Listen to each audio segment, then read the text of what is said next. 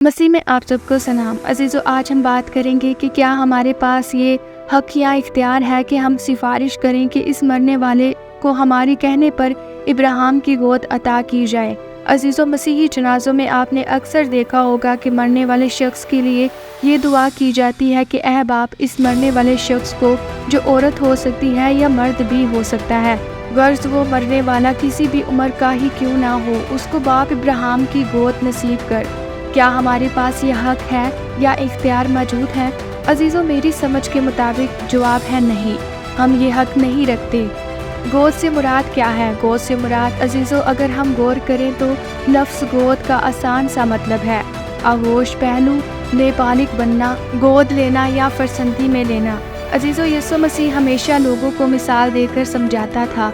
इस तमसील में यीशु मसीह ज़रदोस्त फरीसी तबके से मुखातिब हैं। अजीज़ों, बाइबल मुक़द्दस में यीशु मसीह की तरफ से बयान की गई बहुत सी मिसालें भी शामिल हैं, जिनमें से चंद मैं आपके सामने पेश करना चाहूँगी। मुक़द्दस यूहन्ना की इंजील 6 बाब में लिखा है, जो कोई मेरा गोश्त खाता और मेरा खून पीता है, हमेशा की ज़िंदगी उसकी है। अजीज़ों, क्या कभी हम में से किसी ने यीशु मसीह का गोश्त खाया है? मुक़द्दस यूहन्ना की इंजील 6 बाब उसकी 57 आयत में लिखा है, जो कोई मुझे खाएगा वो मेरे सबब से जिंदा रहेगा। अजीज़ों, माशरे में किसी को खाना यानी लूट लेना, किसी की चीज़ पर कब्जा कर लेना है। लूका 23 बाब उसकी 43 आयत में लिखा है, तो आज ही मेरे साथ फिरदौस में होगा। अजीज़ों, क्या डाकू उसी वक्त फिरदौस में चला गया जबकि यीशु मसीह को 3 दिन कब्र में रहे? मुक़द्दस यूहन्ना की इंजील 3 बाब उसकी 3 आयत में लिखा है, जब तक कोई नए सिरे से पैदा ना हो वो खुदा को देख नहीं सकता। अजीज़ों, अगर हम दुनियावी तौर पर देखें तो ये नहीं हो सकता। अजीज़ों, मरकज़ की इंजील 10 बाब उसकी 25 आयत में लिखा है, ऊँट का सुई के नाके में से गुजर जाना। अजीज़ों, क्या आप इन मिसालों को समझते हैं और इनका मतलब या मायने आपको याद है? अजीज़ों, इस शायर बानी में शरीक हर शख्स इलामती खून और यीशु मसीह का बदन अपने जिस्म में उतारता है, जबकि हकीकत में वो रोटी का टुकड़ा और शीरा होता है। हमारा ईमान है कि ये सब करना हमारी निजात के लिए ज़रूरी है।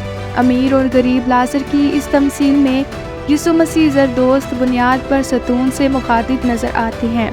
यीशु मसीह ने कहा, ऊँट आसानी खुदावन की मर्ज़ी से सुई के नाके में निकल जाएगा, मगर तुम ज़रदोस्त रुपए पैसे को प्यार करने वाले आसमान पर नहीं जा सकते। यीशु मसीह ने लाज़र की मिसाल देकर उनको समझाया।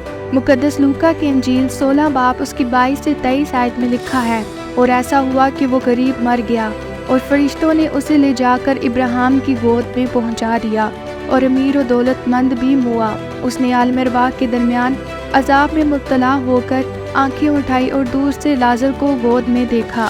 इस मिसाल के मुताबिक एक शख्स बहुत अमीर और दूसरा शख्स बहुत ही गरीब, जिसके बदन पर नासूर भी मौजूद हैं। अजीज़ों, इस माशरे की ये बेहिसी थी कि कुत्ते उसके नासूर चाटते रहते।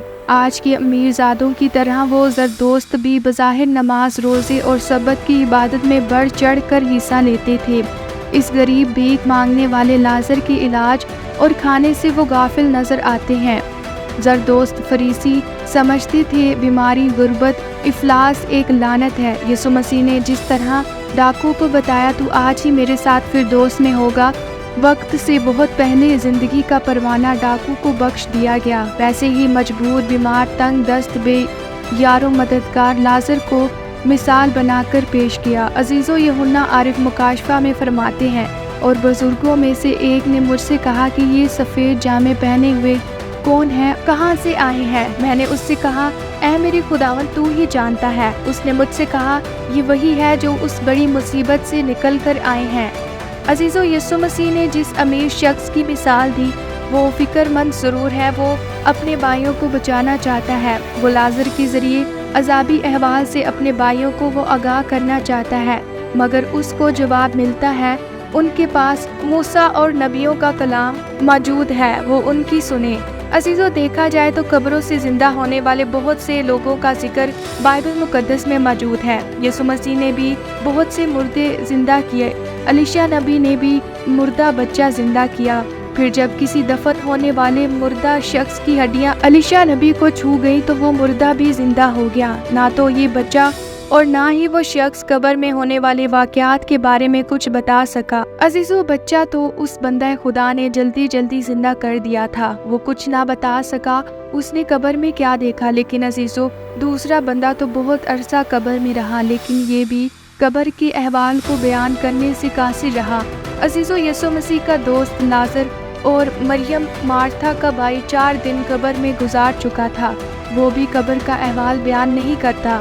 عزیزو، یہ تمام زندہ ہونے والے لوگ ابراہیم کی گود کا کوئی ذکر نہیں کرتے، کیونکہ وہ جان چکے تھے کہ سزا جزا کا ابھی وقت نہیں آیا۔ ان کی طرح آج تک کسی راست باز نے ابراہیم کی گود میں نہ تو کسی کو دیکھا اور نہ سنا۔ عزیزو، بے شک لازر مریم مارتھا کا بھائی اور یسوع مسیح کا دوست تھا، لیکن اس نے باپ ابراہیم کی گود میں کچھ نہ دیکھا اور نہ ہی بتایا۔ عزیزو، کلام مقدس میں لکھا ہے، وائس کی کتاب 9 باب اس کی 5 آیت میں لکھا ہے، کیونکہ زندہ جانتے ہیں کہ وہ مریں گے، پر مردے کچھ نہیں جانتے اور ان کے لیے کچھ اجر نہیں، کیونکہ ان کی یاد جاتی رہی ہے۔ عزیزو، یسوع مسیح نے زندہ کیا۔ اس واقعہ کے بعد کیا یسوع مسیح کی حمایت کرنے والوں میں کوئی اضافہ نہیں ہوا، بلکہ مخالفین کی تعداد میں اضافہ دیکھا جا سکتا ہے۔ گود کا مطلب ہرگز وہ نہیں جو ہم بیان کرتے ہیں۔ گود سے مراد قربت، نزدیکی اور محبت کے علاوہ کچھ بھی نہیں ہے۔ عزیزو، یاد رکھیں، باپ ابراہیم کے قریب نزدیک جانے سے پہلے عدالت کا ہونا مقرر ہے۔ عدالت کا کام اب جاری ہے۔ یسوع مسیح بادلوں پر آئے گا، پھر عدالتی حکم پر عمل ہوگا، پھر راست باز اور شریر الگ الگ کر دیے جائیں گے۔ اس کے بعد ابراہیم کے پیارے اس کے نزدیک اس کے پہلوؤں میں رہیں گے۔